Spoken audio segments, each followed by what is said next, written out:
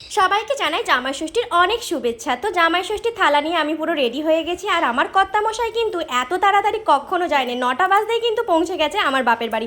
আসলে আমরা আগের দিন চলে গিয়েছিলাম, তো মা তাড়াতাড়ি করে জামাইকে বাটা ধরে দিল আর আশীর্বাদ পর্ব হয়ে গেল জামাইয়ের। আর এই শাড়িটা আমি মাকে গিফট করেছি, আর আমার মা ওই যে থালায় রয়েছে দুটো জামা আর একটা হাফ প্যান্ট গিফট করেছে। যেহেতু এই গরমে তো বেশিটাই গেঞ্জি পরে, তোমাদের আগে ভিডিওতেও শেয়ার করেছি। আর বাটা দিলে আমাদের নিয়ম আছে মাকে কিছু হাতে দিতে হয়, তো সেটা দিয়ে দিল।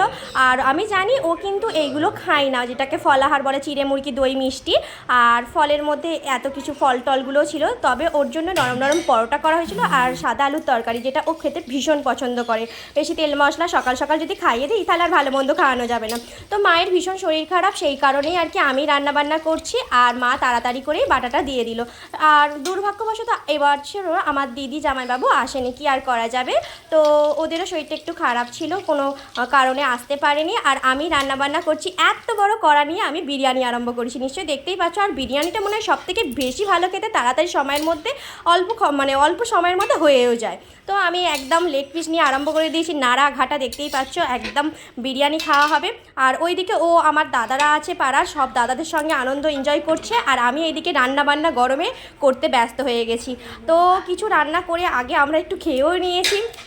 আর খাওয়া দাওয়া তো লাঞ্চে এই বিরিয়ানি আছে, আমি সবাইয়ের জন্য পরিবেশন করে দিচ্ছি, সবার জন্য বেড়ে দিচ্ছি। দেখো বিরিয়ানির একদম মানে পারফেক্ট যাকে বলে, এত সুন্দর হয়েছে। ওপরে পুরো খেজুর কাটার মতো ভাতগুলো লেগে লেগে রয়েছে। আর এটা আমার বাবুর প্লেট, বাবুকে দিয়ে দিচ্ছি। বাবু তো সবার আগে খাবে না, ও বিশেষ বড় কুটুম। আর এটা হলো আমার হাজব্যান্ডের প্লেট। তো আসলে জামাই ষষ্ঠীতে জামাইদের এত গরম হচ্ছিল যে এলোগায়ে খেতে বসে গেছে, সেই জন্য আর ওদের পিকচারটা দেয়া হলো না, তো থালাটাই দেখিয়ে দিলাম।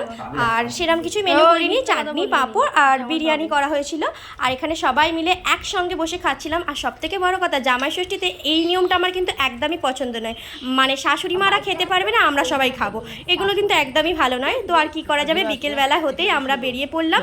আমি আর আমার একটা বোন আছে, সেও তার প্রথম বছর জামাই ষষ্ঠী, দুজনে মিলে একদম বেরিয়ে পড়লাম বেরুর উদ্দেশ্যে। আর আমরা যাবো কোথায় জানো, পৈলান মন্দিরে। ভাষা পৈলানের ওখানে স্বামী নারায়ণ মন্দির আছে, ওখানে অনেক বছর যাওয়া হয়নি, প্রায় 4 বছর। তো আমরা ভাবলাম একটু ঘুরু করে নিই।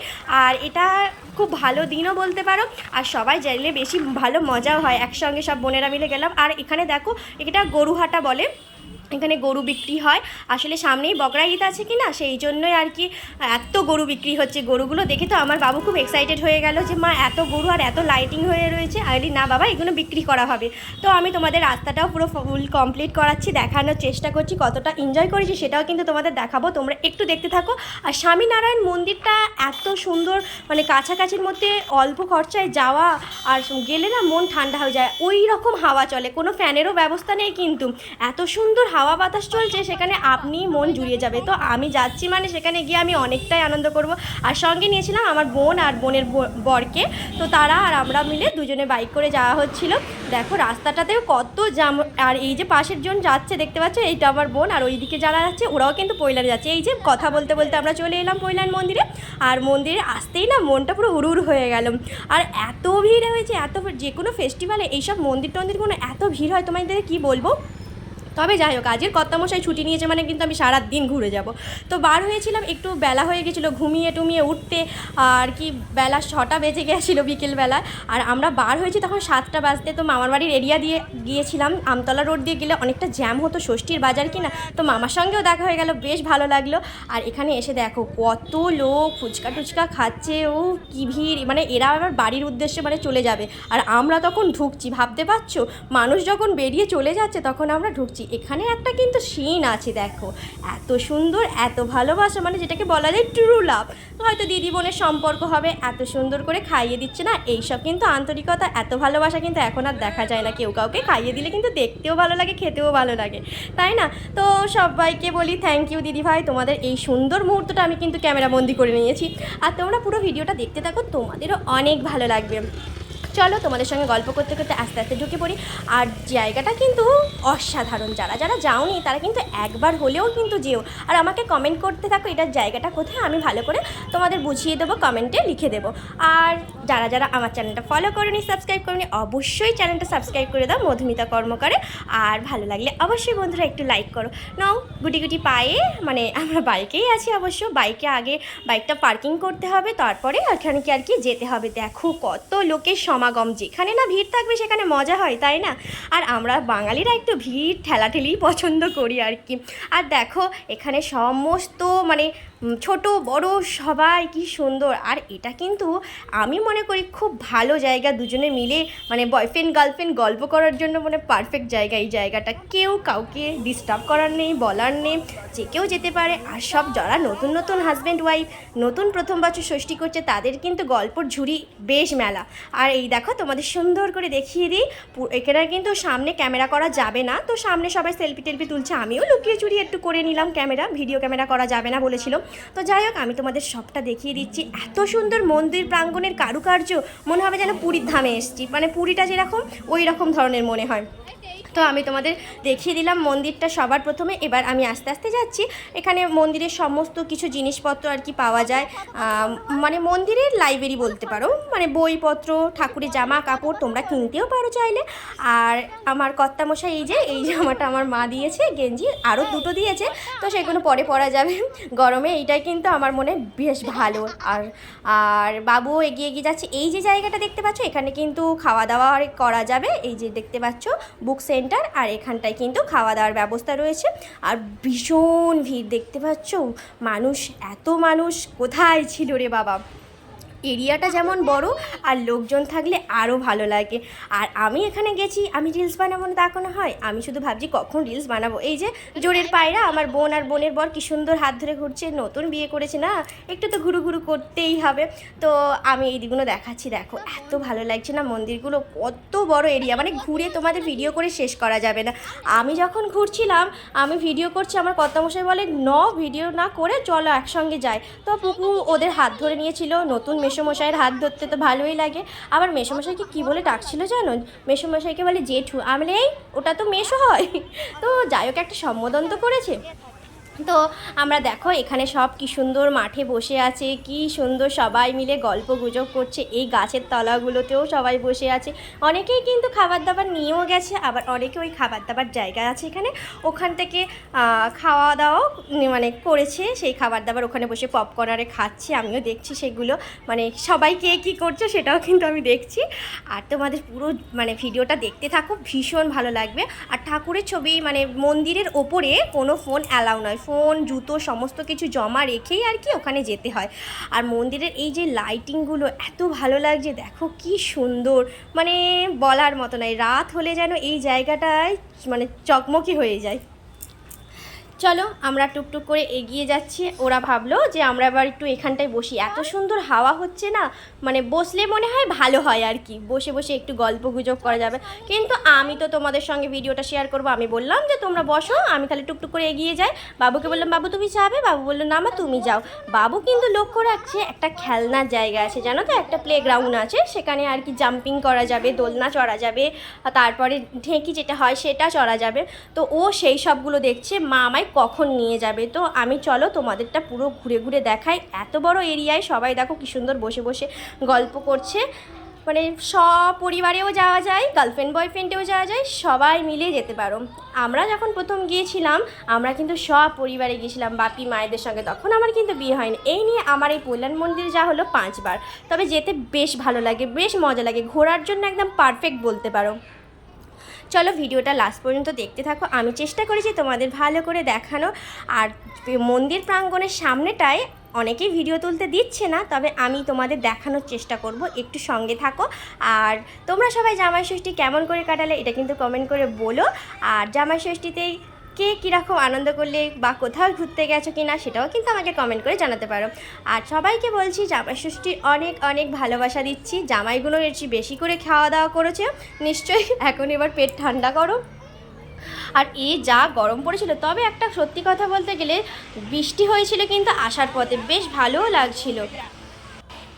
আমি সবটা যখন ঘুরে ঘুরে দেখাচ্ছি সবাই কিন্তু ভাবছে যে এটা মানে এটা ভিডিও করছে নাকি। তো ভিডিও করা ওখানে বারণ, সামনেটায় মানে লেখাও আছে বড় করে মন্দিরের গেটের সামনেও আর মন্দিরের সামনেটাও। আমি তোমাদের সবটা এখানে কিন্তু যেই ঠাকুর স্বামীনারায়ণ সেই চরণটা সুন্দর করে করা আছে। আর এই দিকেও কিন্তু ঘোরা বেড়ানোর জায়গাও আছে, মানে চারিদিকে তোমরা ঘুরতে পারবে, চারিদিক দিয়ে এদিক সেদিক দিয়ে রাস্তা। আর এত ভালো লাগবে এই জায়গাটা। যখন শাওয়ার চলতো, এখন সেই শাওয়ারটা নেই, ফোয়ারা কি খুব ভালো লাগতো, জল জমে থাকতো বর্ষাকালে আর সেই ফোয়ারাগুলো চলতো। নাও আমার রিলস বানানো আরম্ভ হয়ে গেল। রিলস বানানো কিন্তু বারণ। তো আমি যখন যেই দেখলাম একটু ফাঁকা ফাঁকা আছে, আমিও একদম রিলস বানাতে আরম্ভ করে দিলাম। আর তোমরা এই রিলস ভিডিও কিন্তু যদি দেখতে চাও তাহলে আমার চ্যানেলটা ফলো একদম সাবস্ক্রাইব করে দাও, তাহলে তোমরা সব রকম ভিডিও দেখতে পারবে। এই যে আমার বাবু সেখানে জাম্পিংয়ে চলে গেল, ও আনন্দ করবে না তা হয়, ওর আনন্দটা তা আগে সবার, তাই না? তো এই যে সবাই মিলে কচি কাচাগুলো দেখো কি সুন্দর লাফাচ্ছে, পড়ে যাচ্ছে, ওদের মুখের এই হাসিটুকু যেন থেকে যায়। আর এই জাম্পিংয়ের এটা কিন্তু বড্ড ছোট ছিল, আর একসঙ্গে অনেকজন হয়ে গেছে কি না, এইগুলো 10 টাকা করে টিকিট করে কিন্তু করা যাবে, 5 মিনিট 10 মিনিট যে যেমন করতে পারো। আর এখানে খুব ভালো লাগছিলো, অনেক কচিকাচাগুলো ছিল। আর এখানে দেখো এত সুন্দর মৃদুমন্দ হাওয়া চলছে, মানে এই যে ঘাসগুলো আছে এগুলো কিন্তু আর্টিফিশিয়াল নয়, সবই সত্যিকারের। আর এই যে হরিণ ময়ূর দেখতে পাচ্ছ, এইগুলো কিন্তু সব বানানো তৈরি করা। এত ভালো লাগছে এই সিনারিগুলো। আর এই ঘাসের মধ্যে কি সুন্দর সাদা সাদা ঘাস ফুল হয়ে রয়েছে, প্রজাপতি উঠছে, সন্ধ্যাবেলাতেও কিন্তু প্রজাপতি উঠছে, বেশ ভালো লাগে। এগুলো কিন্তু সৃষ্টিকর্তারই তৈরি। তো যাই হোক, তোমাদের সবটা দেখাচ্ছি, তোমরা কিন্তু বলো কমেন্ট করে এই মন্দিরটা তোমাদের কেমন লাগছে, এটা কিন্তু বলতে ভুলো না। এই মন্দিরটার জন্য অন্তত অবশ্যই একটা লাইক করে দিও, তোমাদের ভালো লাগবে নিশ্চয়ই। পুরো ভিডিওটা দেখো, আরও অনেক কিছু মজার মজার জিনিস আছে তোমাদের দেখাবো। এই যে আমার কর্তামশাই ওখানে এতক্ষণ বসেছিল, বাবুকে ওইগুলো চড়িয়ে টড়িয়ে নিয়ে তারপরে দুজনে মিলে এবার একটু হাঁটু হাঁটু করছি। আর তারপরে তো খিদে পেয়ে যাবেই, ভাবছি কী খাই না খাই। সেই কখন একটু বিরিয়ানি খেয়ে বেরিয়েছি, তখন বাজে মনে হয় 2:30। আর এখন তো খিদে পেয়ে যাচ্ছে, শুধু একটা জলের বোতল কিনে খেলে হয়। আমি বললাম চলো না খাওয়া দাওয়া করি, বলে গেলে আর আসতে পারবে না। এই যে চরণটা দেখতে পাচ্ছ, চরণটা কী সুন্দর। আর যে হলুদ কালার ড্রেসগুলো পরে আছে, এরা কিন্তু এই মন্দিরের সেবাকর্মী বলতে পারো। এরা সব কিছু সেবায় নিয়োগে করেছে, কোনো মাইনে সিস্টেম নয়, ওরা ঠাকুরের সেবা করে।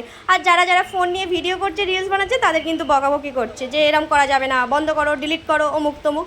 ঠিক আছে, তো ভালো, আমি তোমাদের সামনে থেকে আস্তে আস্তে করে দেখাচ্ছি। দেখো মন্দিরে কতটা সিঁড়ি আছে, কতটা সিঁড়ি আস্তে আস্তে করে যেতে হয়, অনেকটা সিঁড়ি ভেঙে কিন্তু যেতে হয়। আর একদিকে এই যে মন্দিরের ডান দিকে ওখানে কিন্তু জুতো কাউন্টার আছে, টিকিট কাউন্টার আছে।